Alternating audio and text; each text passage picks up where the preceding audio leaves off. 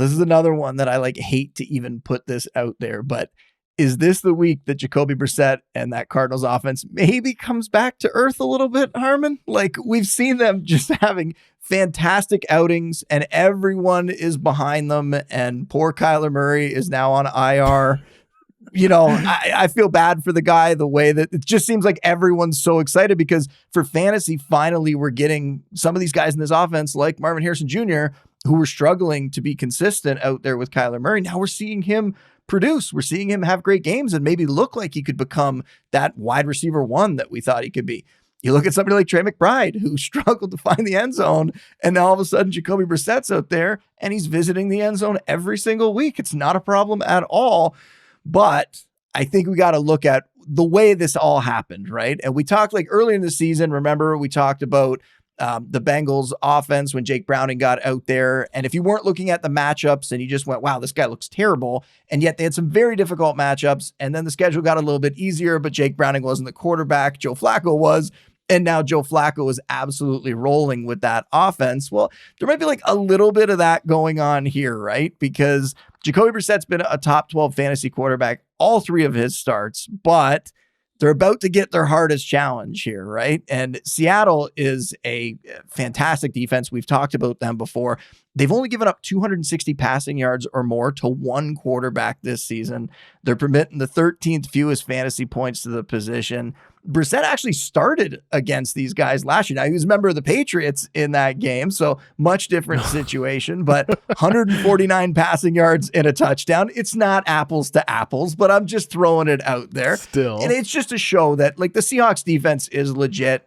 We've seen them stifle plenty of quarterbacks. And I wonder here if this is just going to be a much tougher matchup than what they've dealt with recently, getting to go against the likes of the Cowboys and stuff, where they can run up, they can move the ball pretty easily, like all those sorts of things. So I think we have to take that into account. Fantasy wise, I mean, it's kind of a bad matchup for everybody except for Trey McBride. So Trey McBride, like, come on down on this one, because if you're going to start anybody from this offense, he's certainly the one.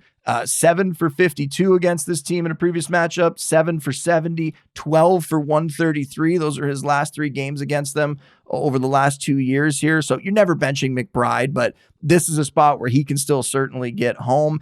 I don't know that you're going to want to bench Marvin Harrison Jr. Either, because of what we've seen from him recently, right? Like, he's looked really good. Brissett's able to find him. He's been making plays. So I think you still put him out there, and now he's in that low-end wide receiver 2, high-end wide receiver 3 range, and he's looked pretty good. I'd love to hear your take on Marvin Harrison Jr. And then the running backs, they're the risky ones, right? And I'm curious if you've heard anything about Trey Benson, because I have not heard anything about Trey Benson, Harmon, and this was the week where he was supposed to be able to come back, and we're not even getting like an update that he's back on the field or any sort of updated timeline for when he's going to be back.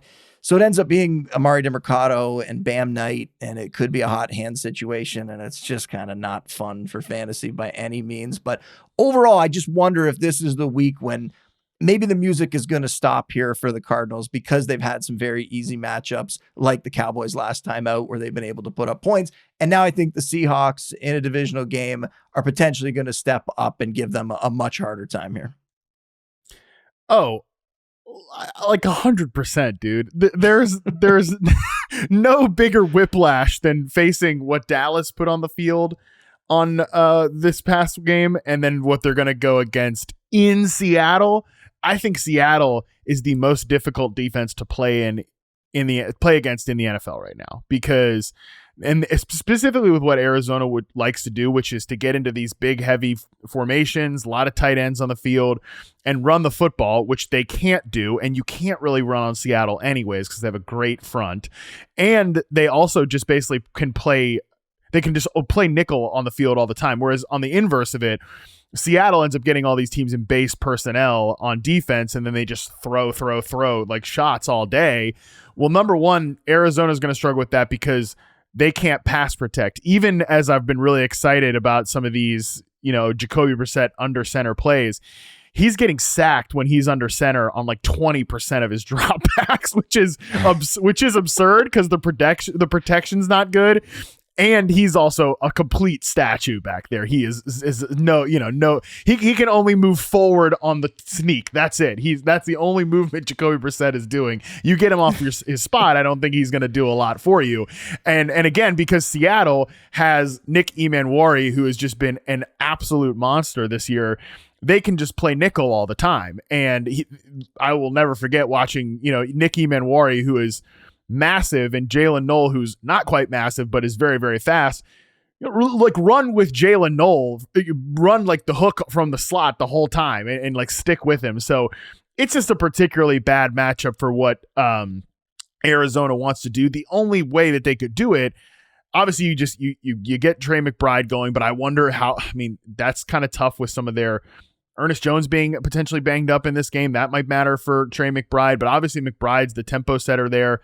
What you really have to do is try to take shots on the perimeter against, Tariq Woolen or any of these guys with Marvin Harrison Jr. I think Marvin Harrison Jr. has played really well for the last few weeks, and I think him and Brissett have a good thing going. The way Brissett talks about Marv after listening to Kyler talk about Marv for the last 2 years is really encouraging.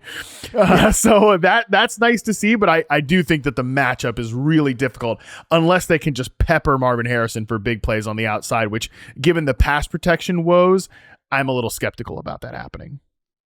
Yeah, and I think you laid it out very well there. But just the idea that like there could be a reality check for a journeyman backup quarterback who was just taking everyone by storm the last few weeks, like it's coming at some point, right? This seems like an obvious spot for it, which means it probably won't happen this time around. He'll throw for 4 touchdowns, and then it'll be a really easy matchup where the wheels fall off for him. But he's been great.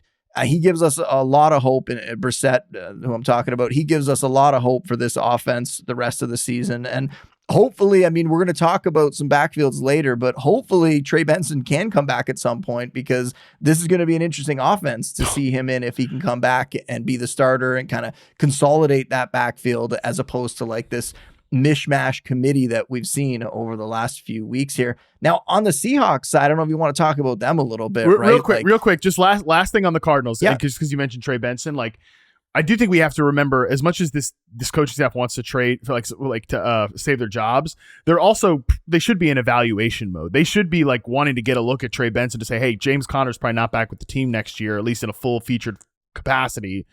Probably just not back with the team next year. They need to know if Trey Benson's their future guy. Again, they need to know like what level of load-bearing receiver Marvin Harrison Jr. can be. And I just think, Boone, that this Jacoby Brissett stuff, it's all about, hey, when we go into a game where we have a good matchup on defense, like we did last week, I think we have more faith that Jacoby Brissett can run the offense and can actually get like Marvin Harrison Jr. to a ceiling game. Like when they play the Niners in week 11, when they play the Bengals in week 17, it's like, okay, well now I feel we could feel better about this offense hitting in those scenarios. With Murray, it was just always so weird and up and down because of the mishmash fit of him and the offense. But still, when they face defenses like this, I still think it's going to be problematic here. But anyways, I just wanted to get that note out there. I feel bad too. Like I feel like I was kind of very against Kyler in terms of like how much people were talking about him, how many people had him rostered on their teams, and I kept telling everyone like he hasn't been a good fantasy quarterback. You should be dropping him. But now I feel like the pendulum's gone too far the other way. Like everyone's just crushing the poor guy, right down to like you're saying, with like Marvin Harrison Jr. being like, oh, like we have a leader. It feels so great to have a leader in the huddle and stuff. Like, oh my God, like just piling on the poor guy. But it's real. It is definitely real. And there's something to be said for having that like capable, steady veteran out there that can spread the ball around, that can get the ball where it needs to be to these guys, and you can let the talent shine through. And somebody like Marvin Harrison Jr. is showing that he could do it all along. And of course, he's developed along the way as well. He's not the same player he was when he first came in the league and all that sort of stuff. But yeah, we're starting to see what he's capable of, and maybe that ceiling is still potentially within reach for him. And who would have thought that it would have taken Jacoby Brissett to unlock it? But this is where we are.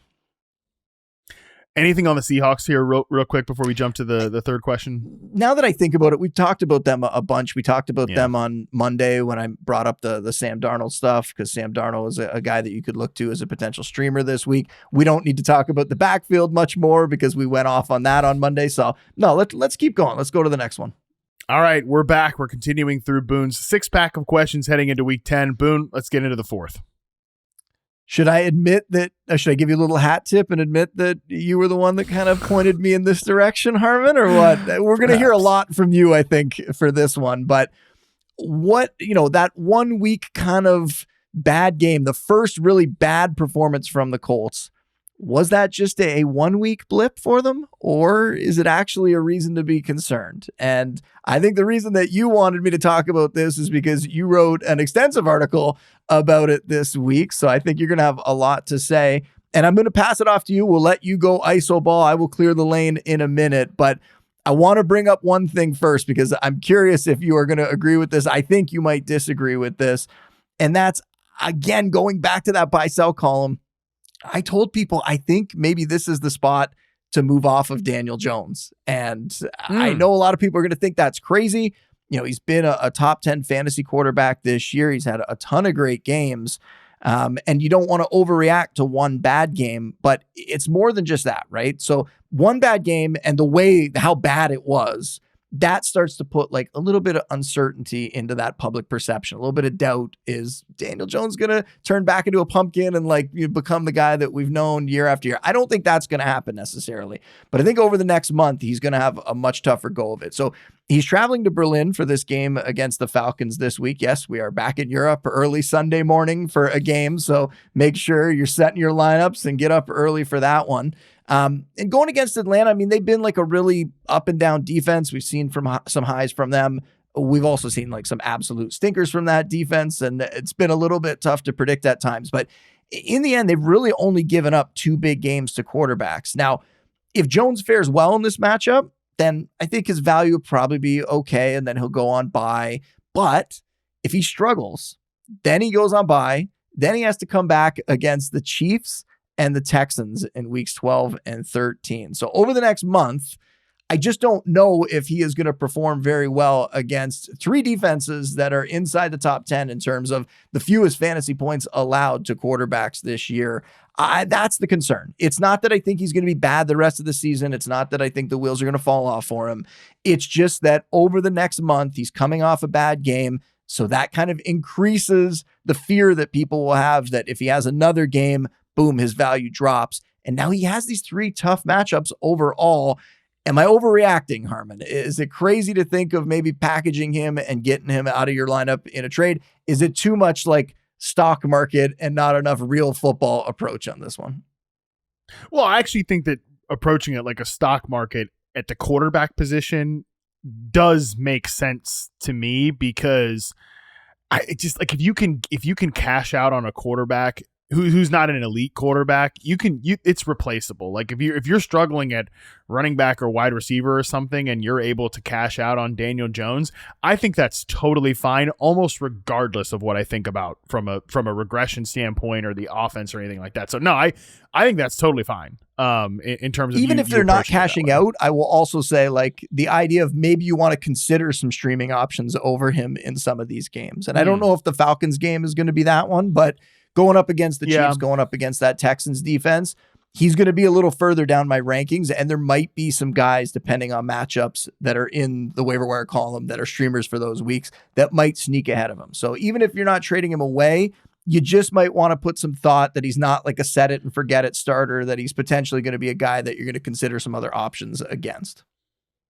Okay, see, that's where I think we might part ways here on the take. And just to reference the piece that I wrote today, which, by the way, you said was an extensive piece. It was like 1,300 words. That's child's play. Please. Okay. 1,300 words is nothing. All right. I'm trying to give you props here. Come on. Don't downplay it. This is a nice article. You wrote a nice article on them. It was fine. It's fine. But yes, I did hyper focus on this Colts matchup that happened last week. So I think this kind of gives us a jumping off point about the question here is, was this a fluke or did we see a blueprint established to beat this Colts offense? And I think coming away from the conclusion I came away with it is not only do I not think that this is a blueprint that was established by Pittsburgh this past week, I actually come out of this game more encouraged and more willing to buy on the Colts pass catchers, specifically the 3 receivers. And I'll kind of outline my reasoning for that. Number one, in terms of this defensive matchup, I think I brought this up with Chris Allen on Sunday, but Next Gen Stats noted that the Steelers played more split safety coverage this year than they have at any other point. They came in as one of the lowest rate of split safeties in the league, which I just think you come into it and you see something different from an opponent, completely different than what you scouted, in addition to the fact that Jalen Ramsey, who was kind of like a problem player at corner and I think really would have been a target player for this Colts offense, he played safety on 84% of his snaps. Like, that completely flips up the game plan. And then the defensive front just took over. I believe 11 players from the Pittsburgh Steelers had pressures in this game. Multiple guys had 10 players in total, according to PFF, recorded a pressure from the Steelers in this game. 7 of them recorded 2 or more, including 4 from Alex Highsmith. So then it's like, okay, Daniel Jones had to hold the ball a little bit longer because the coverage is not what we were expecting. And then the pressure just takes over up front. And that obviously caused some problems for Jones. He was like 8 of 13 under pressure. That was 6 of 13 under pressure. So that's sort of what happened in this game. But how many other teams are, one, going to have an excellent front like Pittsburgh has and just completely change up their coverage menu going into it? So I think that was kind of an outlier in terms of how bad this was. And then from the fantasy angle of this and how it goes to these pass catchers, this team still had a 50% offensive success rate in this game. That was 13th best last week. It wasn't as if the offense completely cratered. Obviously, Jones turned the ball over a ton, which hurt him in fantasy. So maybe that kind of gives credence to your take. But this was also a reminder, Boone, that this is a pass-first team. 50 passes for Daniel Jones to 14 for Jonathan Taylor. Of course, it had to do with the game script, but if you look at it on the year, this team is 4th in neutral pass rate. When they're in 2nd and long, they throw the football. Like, people think it's a run-first team because what they did under Anthony Richardson and Jonathan Taylor in the year he's having, but if we're going to get Daniel Jones in some of these negative game scripts, this is already a pass-first team. Then they're going to go from, hey, we throw to get the lead and run to secure the lead, to we're just throwing, which is how you're going to get these monster target totals for Michael Pittman, 12, Alec Pierce, 13, Josh Downs, 9. So I actually think these receivers, even if the schedule gets harder, in a weird way, I come out of this week thinking, like, I think the offense will be fine. And I think that you can be excited about these receivers being higher volume players than they have been to this point of the year. Does that make any sense? Yeah, and I agree. I really like the receivers. I mean, we talked about Alec Pierce being someone that I was recommending everybody pick up earlier in the week. Michael Pittman, obviously is having a good season. And Shane Steichen, like, you hit on the fact that they play at a pretty quick pace. They've done that for years. Like, that's kind of always been Shane Steichen's way, even when he didn't have a decent quarterback play, which he's getting this year. They always tried to play at a quick pace. Now they're just having some success, and so it's all kind of coming together for them here. But yeah, I do wonder still, Harmon, like, I wonder, like, if a defense like the Steelers can get after them this week. Yes, there aren't that many out there that are going to get the kind of pressure that the Steelers got this week. But I worry about some of these matchups, including one that I didn't mention, which is the first week of the fantasy playoffs. Daniel Jones goes up against that Seahawks defense that we just talked about earlier. So that's another spot, I think, where are you going to feel comfortable? It's like, Sam Darnold makes it to the playoffs in real life and you go, oh, it's still Sam Darnold. And then he absolutely falls on his face. I would worry that if you've trusted Daniel Jones in your fantasy lineup all year long and you get to that first week of the playoffs, are you going to feel good about having him in your lineup and clicking his name and putting him in there in a tough matchup like that? I would be very worried, and I would be considering other potential streaming options that week. So that's just what it comes down to for me. I think mine is more like a fantasy take, looking at potentially cashing out on Daniel Jones and just how good this offense has been and can they continue to produce like this. That's where my concern comes from. Obviously, JT is going to be great. I think the receivers are still going to have a ton of value. Tyler Warren is awesome, even though he's had some down games recently, but he is still one of the best tight end plays week in and week out. So you want pieces of this offense overall. I think Daniel Jones is the one guy where in some of these tougher matchups, I'm just going to be a little more worried, and I might have him ranked a little lower than some people in those games.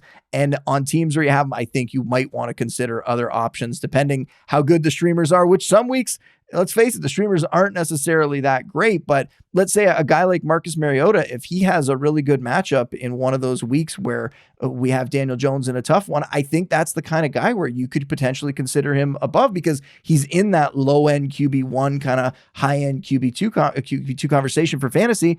And that's where I think Daniel Jones is going to be in these tougher matchups. You know what's funny is we're talking about this. I actually kind of think that the two players you might want to sell from this team are, and this would be like such big fish sell, but like if this team's going to be in more negative game script, like we just saw this, Jonathan Taylor is going to be the guy who's not going to have these monster weeks. And the other guy would be Tyler Warren, who primarily has been targeted. Ryan Heath noted this, an absurd amount of his targets have come on play action and kind of the designery stuff, which is when they get to the true dropback stuff. That's when it goes to Downs. He gets the boost. That's when it goes to like Pierce and Michael Pittman as well. So it just, again, this is a great time to have this conversation because it's the midway point of the year. And what we've seen from the Colts so far has truly been historic. That's not me exaggerating or anything. They averaged the most points per drive in any offense since 2001, 3.25. Even after this game, they're still number one, better than Brady's Patriots year 2007 with Randy Moss, better than Pat Mahomes 2018 first season starting, better than Aaron Rodgers' first comeback of the back-to-back ones, the MVP seasons. So that's what this offense has been. So if there is regression, to your point, it might be regressing from a historic offense to a really good offense. But then we have to decide, okay, who are the pieces that lose out here? And I'm not even saying that, yeah, you should sell JT or Tyler Warren or anything, but that's kind of like a working theory that I'm kind of thinking about right now. And again, let's put a pin in this because I think we've talked it out. But now we'll just kind of have to monitor this going forward. And this Falcons matchup in Europe here in Germany, Alec Pierce is set up well because of the single high stuff, but that I talked about earlier this week. Other than that, though, this is definitely one where it'll be kind of a referendum game because it's coming off this Steelers game. The Falcons defense has been good, and it's an island game. So, again, just to hammer the point home, Alec Pierce, second highest yards per route run against single high this year. Scott Barrett, I saw, noted this, and the Falcons run single high at over 70%, like the highest rate in the league. So we're going to continue to see, I think, Alec Pierce get those deep shots.